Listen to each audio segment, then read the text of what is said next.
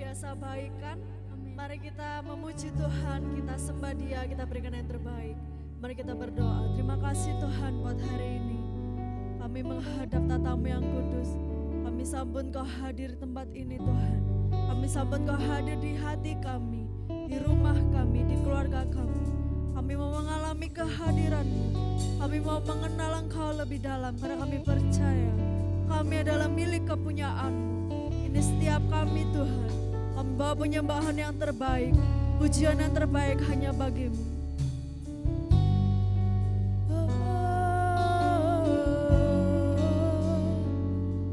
Haleluya.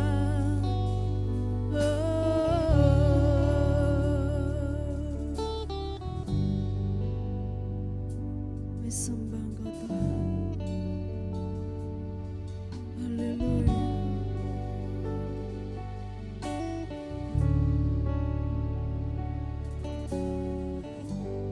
Dalam kesesakanku Kau beri kedamaianmu. Dalam keraguan ku temukan wajah-Mu. Haleluya. Karena pengorbanan-Mu, Kau jadikanku baru. Sungguh ku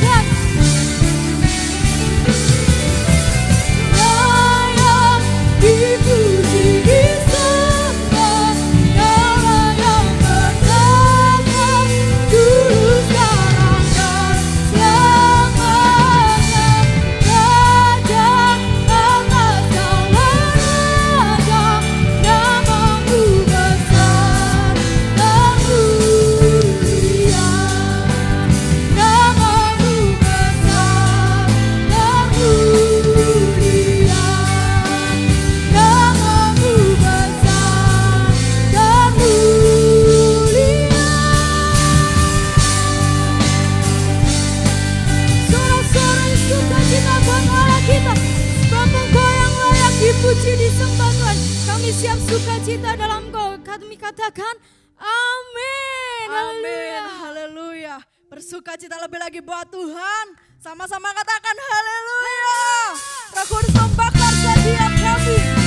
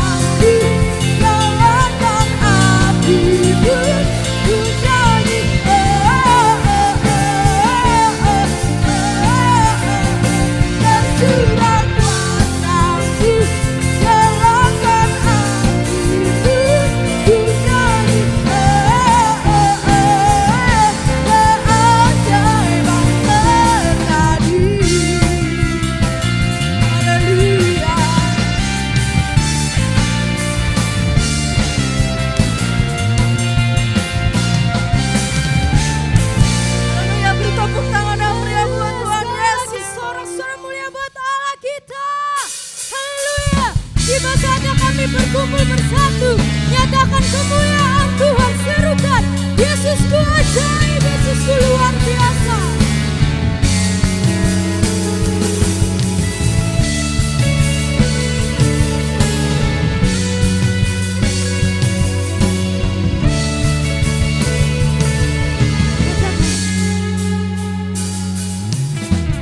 Tiba saatnya kami berkumpul bersatu dari setiap suku dan bangsa,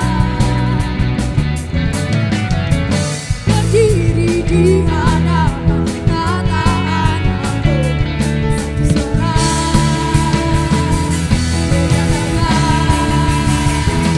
kesempatan bagi Allah yang duduk berkata, kami naik kepada tanah Bapa.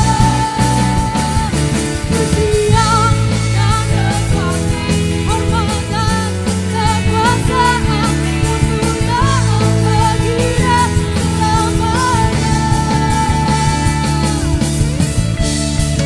Kemuliaan hanya bagi-Mu Tuhan, tiada yang lain, tiada yang seperti-Mu. Katakan sekali lagi.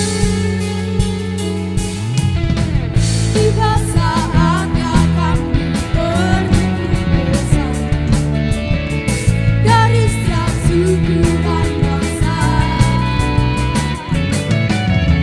berdiri di hadapan tataan satu suara,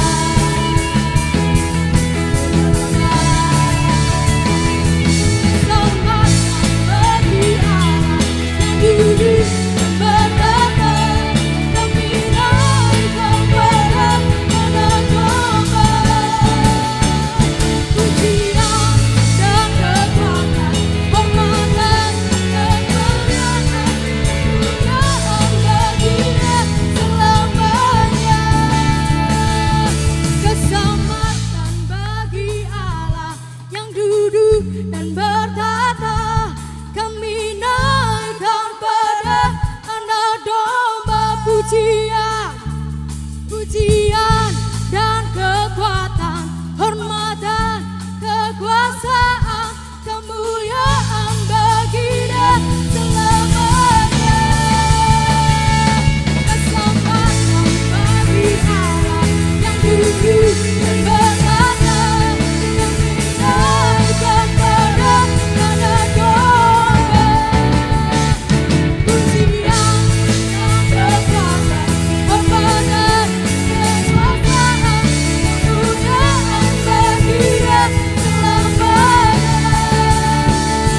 Kemuliaan bagi Dia selamanya. Kemuliaan bagi Dia selamanya.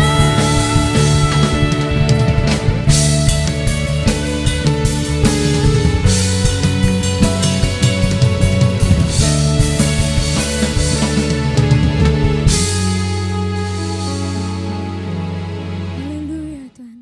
Terima kasih Tuhan atas kemuliaan-Mu nyata atas setiap kami. Tiba saatnya kami akan mendengarkan kebenaran firman-Mu. Biarlah firman-Mu diberkati oleh Engkau ya Bapa.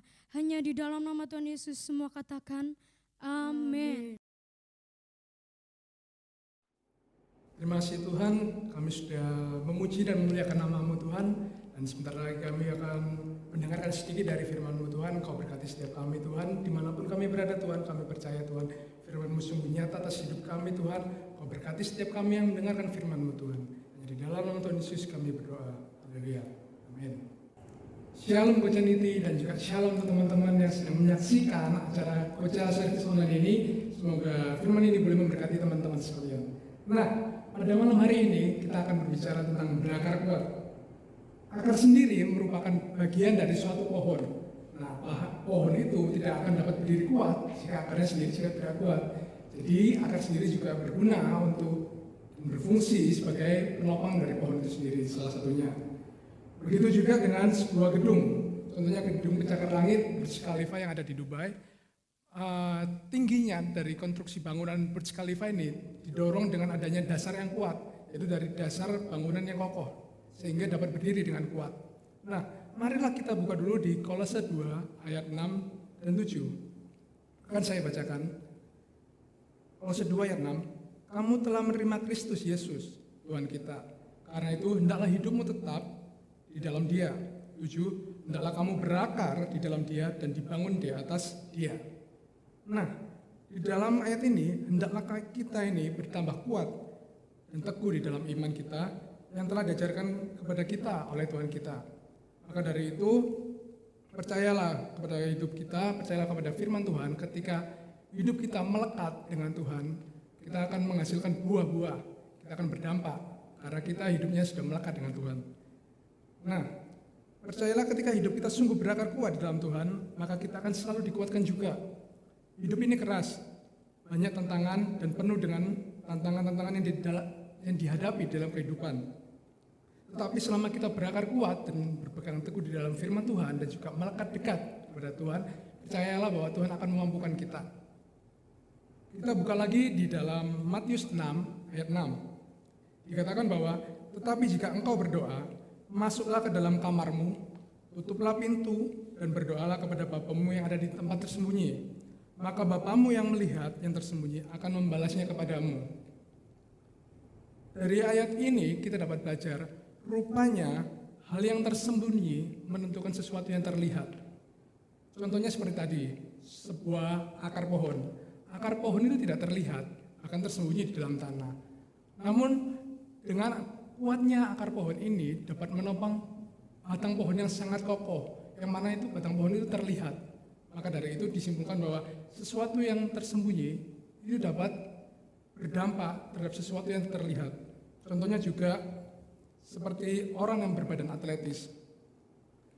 Banyak orang berbadan atletis, namun di dalam tubuhnya dia juga mengidap banyak penyakit. Contohnya lagi, kita belajar mengenai sebuah kualitas dalam hubungan. Seperti tadi, ketika hubungan kita dekat dengan Tuhan, ketika kita hidupnya berakar kuat dalam Tuhan, percayalah bahwa Tuhan akan memampukan segala apa yang kita kerjakan. Nah, di sebelah sini terdapat sebuah contoh gambar, yang mana gambar ini merupakan Rhine Valley Village yang terletak di Jerman. Dari gambar ini kita belajar bahwa pedesaan ini adalah desa yang sangat indah. Yang menarik dari gambar di sebelah sini, desa Rhine Valley Village ini merupakan desa yang mana banyak sekali kebun anggurnya. Tapi yang menariknya lagi, kebun anggur ini tumbuh di daerah bebatuan. Banyak peneliti-peneliti yang heran kenapa tumbuhan kebun anggur ini bisa tumbuh tapi jauh dari sungai. Nah, nanti bisa di rewind kembali gambarnya kalau kurang jelas.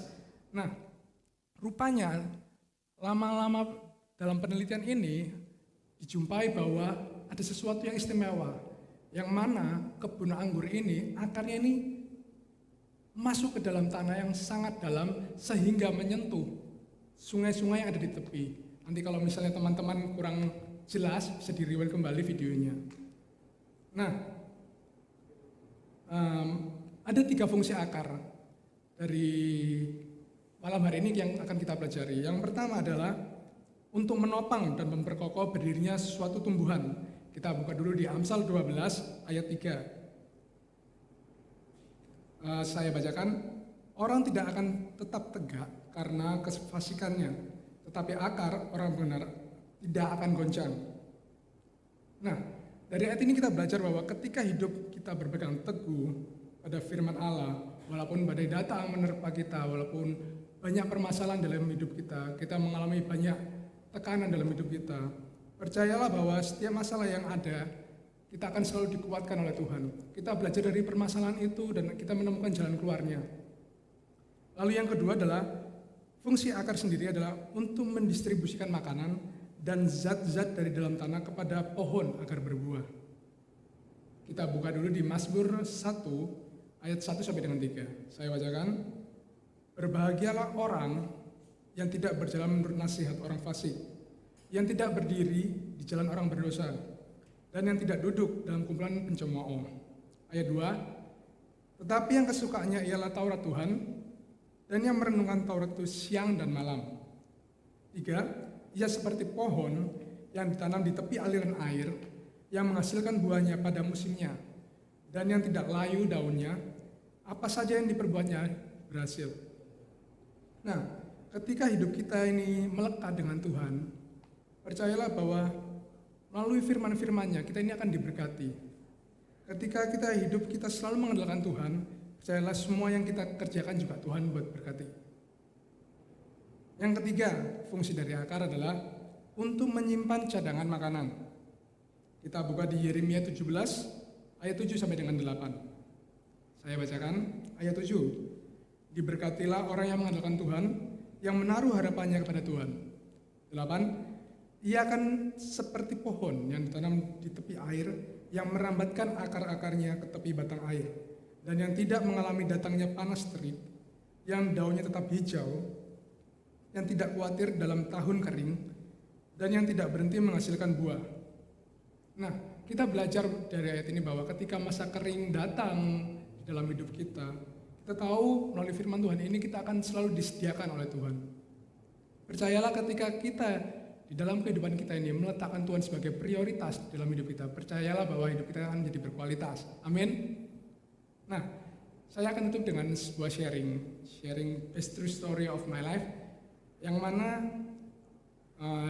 di dalam kehidupanku ini beberapa akhir tahun yang lalu aku merasa bahwa aku jauh dari Tuhan. Dan aku memulai memperbaiki hubungan itu dengan Tuhan. Tapi suatu saat aku merasa bahwa ada rasa hampa di dalam hidupku ini. Gak tahu kenapa, aku gak merasakan hadirat Tuhan. Terus aku juga sering nonton YouTube, baca-baca firman di YouTube gitu.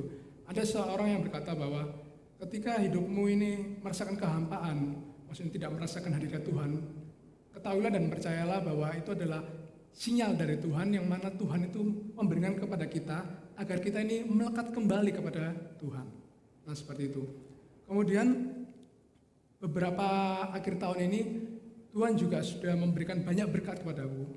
Salah satu contohnya adalah aku bergumul waktu kuliah, aku bisa lulus 3,5 tahun. Akhirnya puji Tuhan, karena berkat kemurahan Tuhan, akhirnya aku lulus dengan 3,5 tahun.